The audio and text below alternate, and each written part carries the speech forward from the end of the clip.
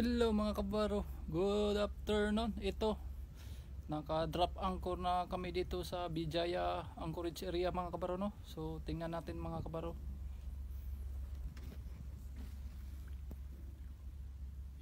Yan mga kabaro, naka up and down yung angkla mga kabaro, no? So ito yung paligid sa Bijaya Anchorage area mga kabaro, no? Lapit na dito sa mga building, bundok, at saka may mga barko nga nag-angkla dito mga kabaro.